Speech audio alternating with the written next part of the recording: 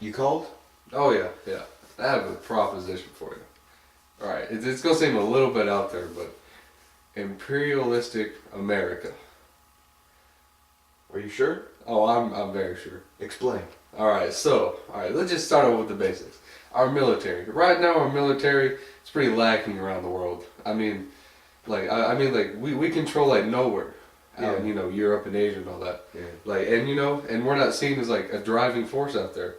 And that's what we are. We need to be able to show that we are the driving force that is going to be like, hey, you need help, we got you.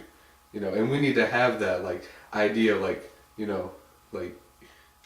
have the idea of like you're looking up to us and you're below us. Yeah, because we are on top. We are better. We're just on top. Yeah. So just military. It's a big right thing. Plus, you can use intimidation tactics. I've also talking to some people about this idea of like maybe intimidating the Japanese into some stuff, but get into some ideas about that later. It's a good idea. Yeah. Good idea. So, they also have like our economic growth. If we expand and we get all these presences places, we can like make a lot of money. If we intimidate Japan, maybe they let us use our ports. Yeah. We're just like, and then we become like their only trade partner. And then, and basically we just control their market. And we make money. Money equals power. Money is good. Money is power, So, economically, makes a whole lot of sense. And then you also just have the opposite. Like, it's just going to make us better as a country. Yeah. Having more money is good. Having the military presence is better because people aren't going to be like, hey, we're going to fight you, No one's going to fight us. Exactly. We're the best. I know, right? So, that's me. That's what I think. Got any questions, comments, concerns? Let's do this. Let's do it. Here we have the Great White Fleet, 1907, colorized. The Great White Fleet was a great fleet. It was one sent to Japan by the U.S. to intimidate them so we could control their trade.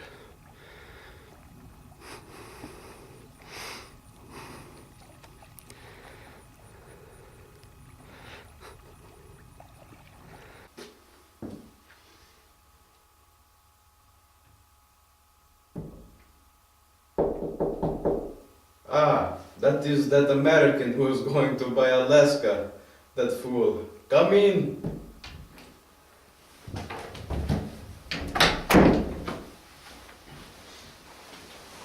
Good afternoon, Mr. Ivan. Mr. Stewart.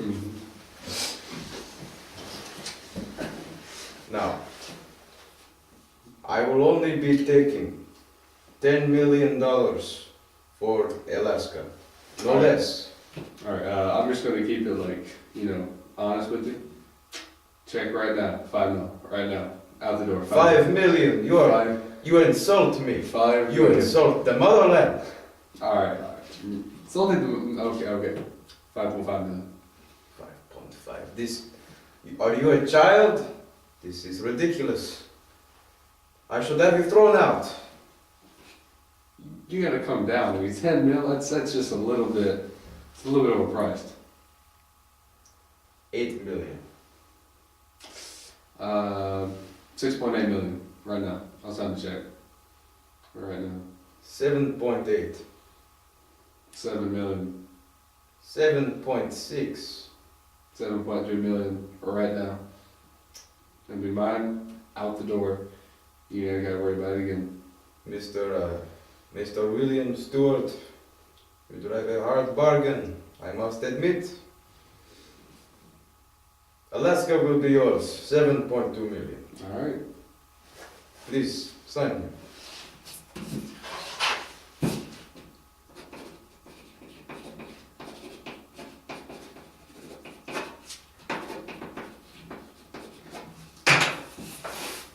There you go. Alright, good afternoon. Name is William Stewart. I just purchased Alaska, so Yeah, no big deal, right? All right. Any thoughts after the bargaining? What really went down? Well, honestly, it was pretty basic. Mr. Ivan really started big with 10 million. I started out small with 5. And after a little bit of haggling and bargaining, I came out on top with our price of $7.2 million. Now, do you think you'll be able to make that back in return with this land, or? Oh, I mean, most definitely. I mean, Alaska and its natural resources, 2 cents per acre is the ratio of money to natural resources. That's a decent amount of money, I'd say. Mm-hmm. I mean, it is going to pay for itself tenfold. I mean, easy. A couple years ago, those white guys started coming over, and I wasn't really thinking much about it at the time. But they started talking about sugar cane and whatnot. They were making some pretty big bucks too with our workers and stuff. So, it was like, hey, you're bringing money. That's cool. I like money. But then they sort of started coming up with their own plans. Didn't really go through me. Started bringing in all these other people. Chinese people, Japanese people. I mean, we have workers, but they killed most of them. They killed a lot of them with diseases and whatnot. Yeah, that didn't go over well. No. But yeah, they just sort of do their own thing now. They kind of taken over, I guess, from my sister. They really messed us all over, didn't they? Alright, so Hawaii, no brainer. I mean, come on. Sugarcane, I'm out here making millions and millions of dollars. I mean, every day. And it's free labor too. Now, I may be doing it in not the most conventional of ways, but I mean, who cares? Money is money. And it's just Hawaii. Who cares? I mean, and also Hawaii. It's out in the middle of the Pacific, and we're closer to Japan, and China and places like that. And we need that in America. We need to have these places located around the world so we can see, look at people, check on people, make sure they're doing anything stupid. And they also have one of our greatest accomplishments yet: Pearl Harbor.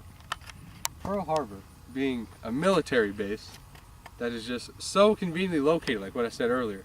We can check up on people. We have, a navy really close to, Japan and China, the Philippines, places like that. Hawaii, no brainer.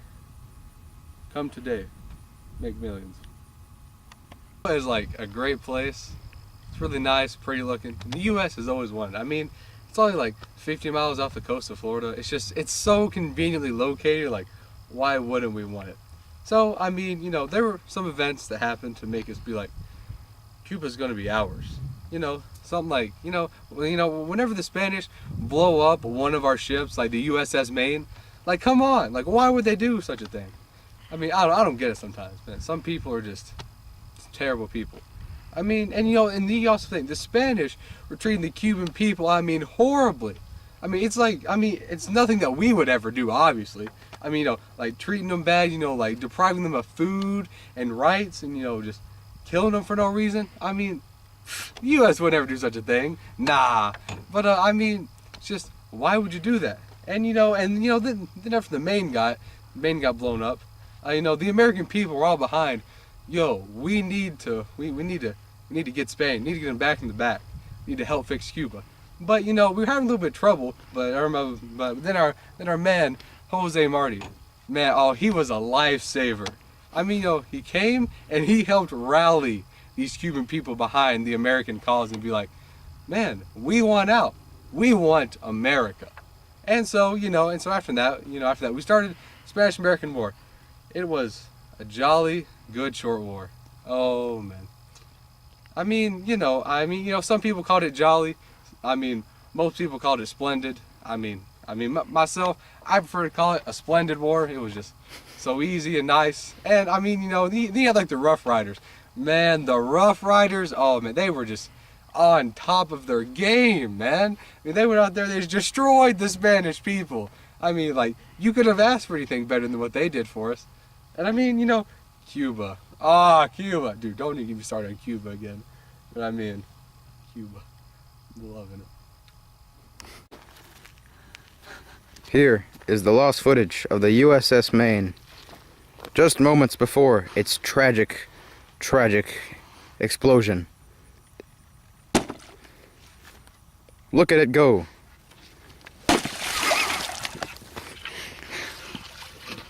And many good men lost their lives this day in history. Some say it was a mine. Others say it was just a The fuel explosion due to bad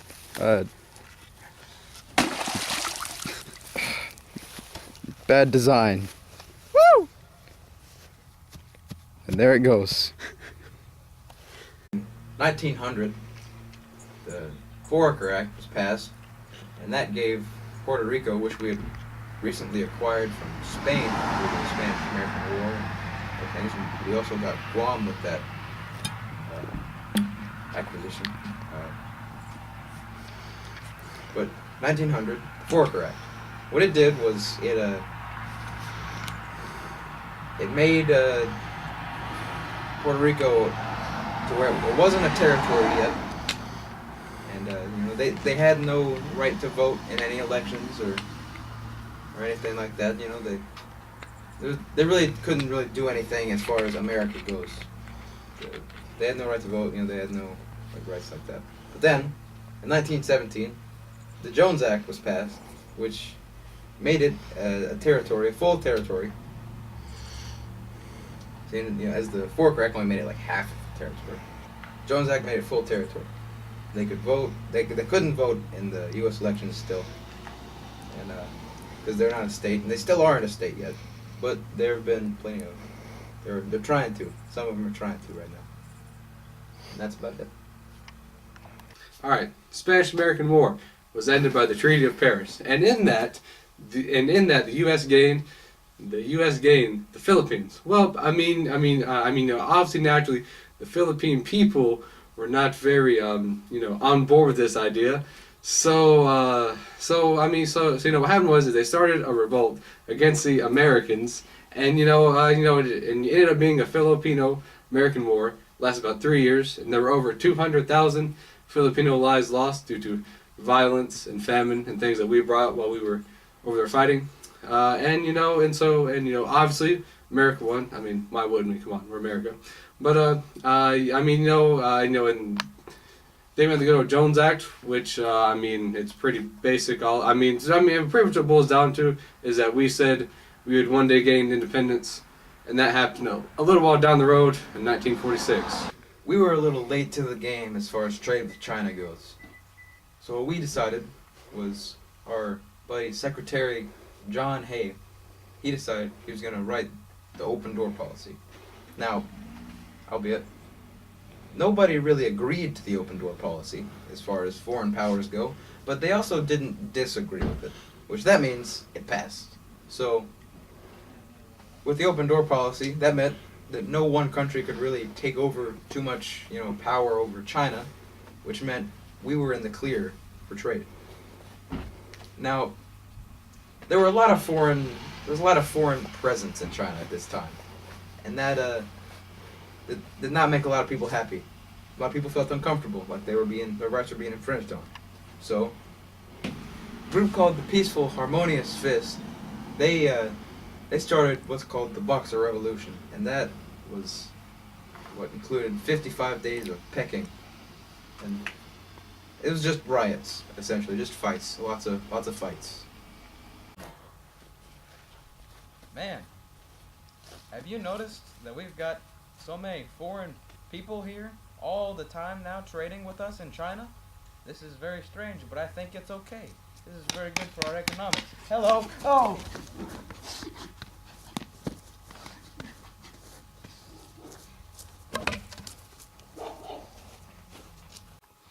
All right. So, Mr. Woodrow Wilson, Mr. President Woodrow Wilson, would you say you're not a fan of many Latin American governments these days? Yeah, I would agree with that statement. And you're talking about how I don't agree with them. Honestly, I really don't, because democracy, it's just the way things are. It's how it should be. And and they don't like us, so why should I like them? It's just a pretty basic concept. I don't see why everybody has such a problem with it. Is it true that you are the first president to not recognize a government formally for its views or policies? Oh yeah, that's very correct.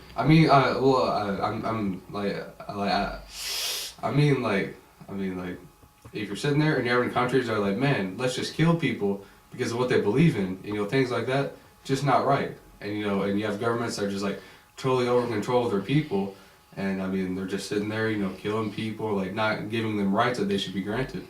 I mean, you know, things like that just shouldn't be okay. So I mean, no, I don't agree with that, and I'm not going to recognize people like that. So let's talk about the war. Would you say you got us into the war fairly quickly? Well, I would say fairly quickly. I mean, you know, I got us in about 1917. I mean, and you know, I think the main point of us getting in was to like so that way it wouldn't get worse.